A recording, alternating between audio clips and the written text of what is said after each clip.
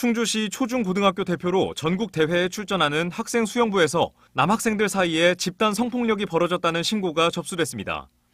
고등학생 1명과 중학생 1명, 초등학생 3명이 나이가 더 어린 초등학생 1명을 상대로 성폭력을 저질렀다는 내용입니다. 피해 학생 부모가 확인한 사례만 6차례인데 어린 학생들이 저질렀다고 보기에는 심각한 내용의 성범죄가 포함되어 있었습니다. 피해 학생 부모는 지난 1월부터 9월까지 전지훈련과 전국 대회에 참가할 때마다 숙소에서 성폭력이 반복됐다고 말했습니다.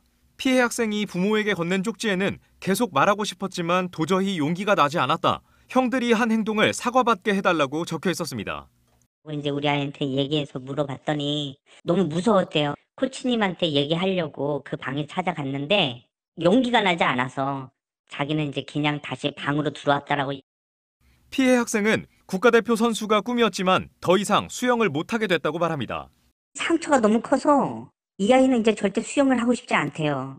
원래 우리 아이 꿈이 자기는 수영 국가대표가 돼가지고 엄마 아빠 호강시켜주는 거라고 늘 이야기하고 다녔어요. 가해 학생들은 조사 과정에서 장난치다 그랬다며 성폭력이라고는 생각하지 못했다고 진술한 걸로 전해졌습니다. 피해 학생과 달리 일부 가해 학생들은 수영대회 참가를 앞두고 훈련에 복귀한 걸로 확인됐습니다. 피해 학생은 12개월 동안 전문 치료가 필요하다는 진단을 받은 뒤 학교도 나가지 못하고 수영도 그만둔 상태입니다. 밤에 약을 먹지 않으면 여전히 잠을 자지 못하고 너무 힘들대요. 잠을 안 오니까 힘들고 그것도 계속 떠오르고 그래서 어젯밤에는 막 울고불고 막 난리 났었어요. 어젯밤에는. 그런데 해당 수영부 코치는 지난달 성폭력 피해 신고를 처음 접수하고도 별다른 조치를 취하지 않은 것으로 확인됐습니다.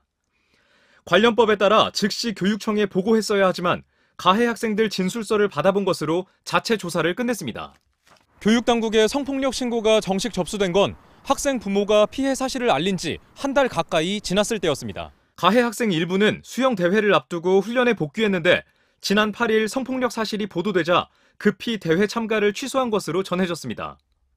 어떻게 나와서 훈련을 하냐고 제가 너무 황당하고 너무 놀라워서 아니 어떻게 해야지 자기들이 해요? 자기들은 안 하겠다고 수영 다 그만두겠다고 이렇게 해놓고.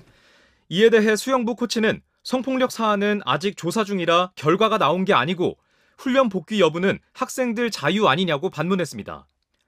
가해 학생 5명 가운데 3명은 형사상 미성년자인 만 14살 미만 촉법소년인데 현재는 사실이 부풀려졌다면서 범행 일부를 부인하는 것으로 전해졌습니다.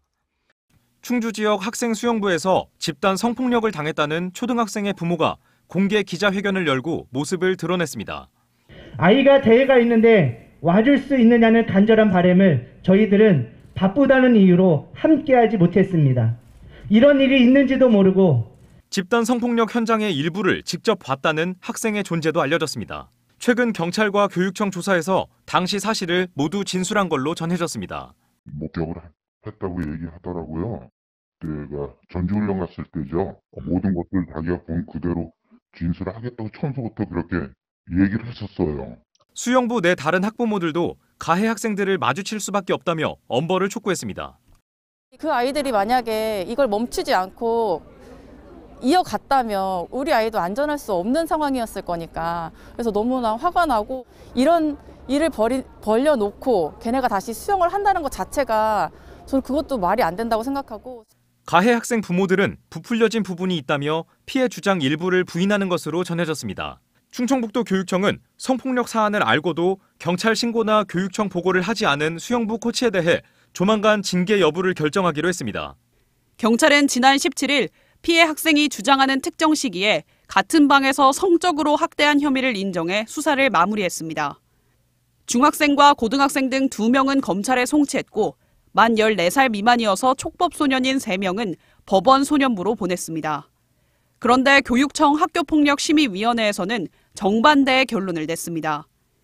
가해 학생 가운데 초등학생 2명은 학교폭력이 아니라고 했고 고등학생 1명과 중학생 2명은 일부 혐의만 학교폭력으로 인정했습니다. 피해자가 주장한 성폭력 18건 가운데 12건을 학교폭력으로 인정하지 않았습니다.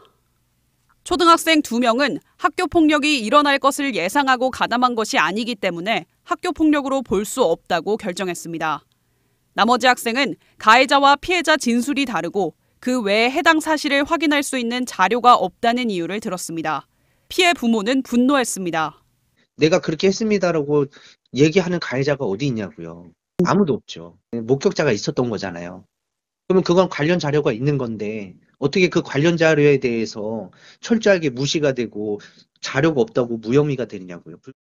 학교 폭력으로 일부 인정된 사안에 대해서도 고등학생 1명에게는 구호 처분 가운데 가장 낮은 서면 사과를, 일부 혐의만 인정된 중학생 2명에게는 그 다음으로 낮은 교내 봉사를 명했습니다. 충주교육지원청은 공정성과 전문성이 확보된 심의위원들이 내린 결정에 대해 따로 언급할 이야기는 없다고 밝혔습니다. 피해 학생 부모는 교육청 결정에 대해 행정소송에 나서기로 했습니다. MBC 뉴스 이초원입니다.